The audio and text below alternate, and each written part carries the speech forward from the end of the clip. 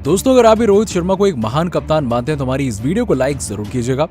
दोस्तों, भारत और पाकिस्तान के बीच आज के T20 मुकाबला खेला गया, जिसमें विराट कोहली ने शतक लगाकर पाकिस्तान के खिलाफ इतिहास रच दिया और वहीं हार्दिक पांड्या और दिनेश कार्तिक ने अंतिम ओवरों में दिलाई शानदार जीत। क्या कुछ घटा अंतिम ओवर में, बताएंगे इस रोमांचक मुकाबले की रोंगटे खड़े कर देने वाली हाइलाइट्स। तो जानने के लिए इस वीडियो को पूरा एंड तक जरूर देखिएगा। लेकिन उससे पहले आप सभी को क्या लगता है कि विराट कोहली, हार्दिक पांड्या और दिनेश कार्तिक में कौन है बेहतरीन बल्लेबाज? इस बात का जवाब हमें नीचे कमेंट सेक्शन में जरूर दीजिएगा। दोस्तों, एक तरफ जहां भारतीय टीम जिम्बाब्वे के खिलाफ 3 मैचों की वनडे सीरीज खेल रही है, तो वहीं दूसरी तरफ भारतीय टीम एशिया कप की तैयारी कर रही है। ऐसे में पाकिस्तान की टीम के खिलाफ भारत ने T20 मुकाबला खेला, जहां भारत की कप्तानी रोहित शर्मा ने करी, तो वहीं विरोधी टीम की कप्तानी बाबर आजम ने करी और इस मुकाबले में कप्तान रोहित शर्मा ने टॉस जीतकर पहले गेंदबाजी करने का फैसला किया। जहां पहले बल्लेबाजी करने आए पाकिस्तान के सलामी बल्लेबाज बाबर आजम और मोहम्मद रिजवान ने भारतीय टीम के सामने तहलका मचा दिया और दोनों ही बल्लेबाज जिस तरीके से बल्लेबाजी कर रहे थे, उसे देखकर साफ अनुमान लगाया गया था कि ये दोनों बल्लेबाज पवेलियन से सेट होकर आए हैं और यहाँ पर तहलका मचाने के लिए पूरी तैयारी कर रहे हैं। और दोनों ही बल्लेबाजों ने पहले ही ओवर में तहलका मचाना प्रारंभ कर दिया, जिसमें दोनों ही बल्लेबाजों ने ताबड़तोड़ बल्लेबाजी करते हुए प्रत्येक ओवर में करीबन 10 के रन रेट से रन बटोरे और पावर प्ले में 65 रन बटोर लिए। लेकिन दोनों ही बल्लेबाज ताबड़तोड़ तरीके से शाही अंदाज में बेहतरीन बल्लेबाजी कर रहे थे और दोनों ही बल्लेबाजों को आउट करने के लिए भारतीय टीम के सभी गेंदबाजों ने पूरा दमखम लगा दिया।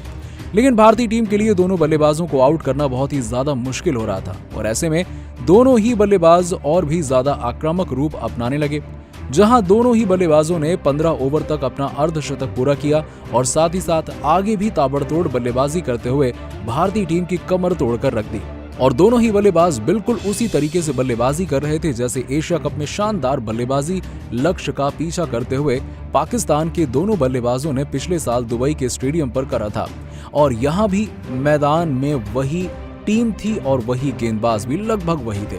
बस टूर्नामेंट का फर्क था और दोनों बल्लेबाज करिश्माई बल्लेबाजी से तहलका मचाने के लिए घर से ही प्लानिंग करके आए थे और दोनों ही बल्लेबाजों की शानदार प्लानिंग आज रंग लाई और दोनों ही बल्लेबाजों ने अपना शतक भी पूरा कर लिया था। और जहां बाबर आजम ने अंत तक नाबाद रहते हुए 105 रन बनाए और आपको बता दें कि इस दौरान उन्होंने 10 चौके और 6 छक्के की मदद से बेहतरीन पारी खेली और वहीं मोहम्मद रिजवान ने 115 रन की पारी 12 चौके और 6 छक्के की मदद से खेली और दोनों ही बल्लेबाजों ने 60-60 गेंदों का प्रयोग किया और दोनों ही बल्लेबाजों के दम पर पाकिस्तानी टीम ने 228 रन का टारगेट रख दिया।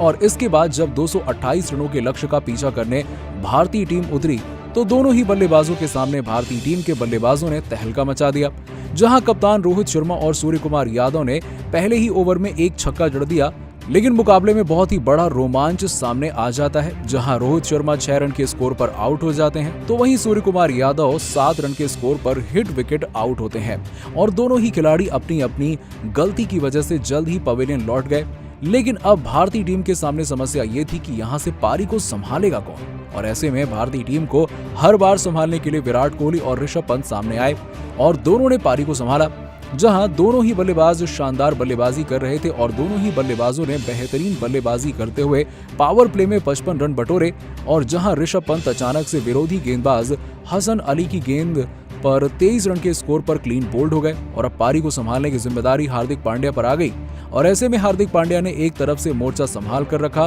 तो दूसरी तरफ से विराट कोहली ने मोर्चा संभाला और दोनों ही बल्लेबाजों ने 15 ओवर तक अपना अर्धशतक पूरा किया। और जिस तरीके से दोनों ही बल्लेबाज शानदार बल्लेबाजी कर रहे थे, उसे देखकर लग रहा था कि पाकिस्तान के मुंह से जीत छीनने का काम भारत कर लेगा। लेकिन अब दोनों ही बल्लेबाजों को आक्रामक बल्लेबाजी की आवश्यकता थी और दोनों ही बल्लेबाज ताबड़तोड़ बल्लेबाजी करने लगे,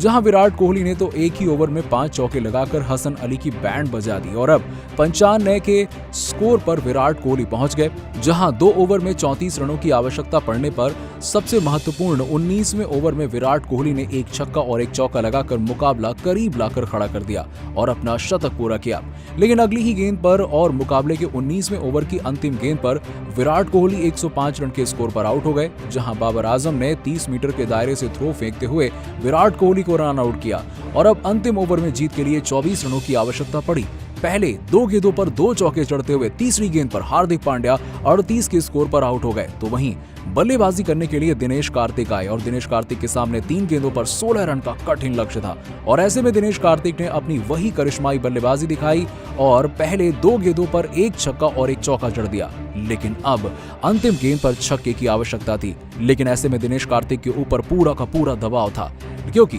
दिनेश कार्तिक को छक्का लगाना था और ऐसे में विरोधी टीम के ज्यादातर खिलाड़ी बाउंड्री पर खड़े हो गए। लेकिन दिनेश कार्तिक ने एक बार फिर से वही कारनामा दोहरा दिया जैसे कि उन्होंने 2016 में एशिया कप के दौरान बांग्लादेश के खिलाफ फाइनल मुकाबले में किया था और यहां पर भी उन्होंने उसी तरीके से शानदार बल्लेबाजी करते हुए सामने की तरफ आगे बढ़कर छक्का जड़ दिया और मुकाबला भारत के पक्ष में लाकर खड़ा किया। और अभ्यास मुकाबले को देख भारतीय मैनेजमेंट काफी ज्यादा खुश हुआ और इसे देखकर कहा जा सकता है कि भारत पाकिस्तान को एशिया कप के मुकाबले में आराम से हरा देगा। दोस्तों, आपको क्या लगता है कि पाकिस्तान की टीम भारत को हरा पाएगी या फिर नहीं? इस बात का जवाब हमें नीचे कमेंट सेक्शन में जरूर दीजिएगा और ऐसी ही खबरों के लिए सब्सक्राइब कीजिए हमारे YouTube चैनल को। धन्यवाद।